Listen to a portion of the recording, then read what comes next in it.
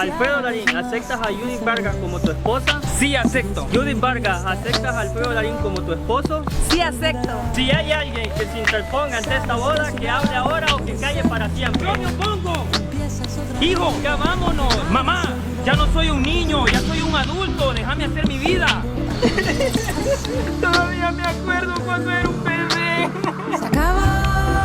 Vamos, hijo, vamos, que te puede, vamos. Ahí te portas bien en la escuela.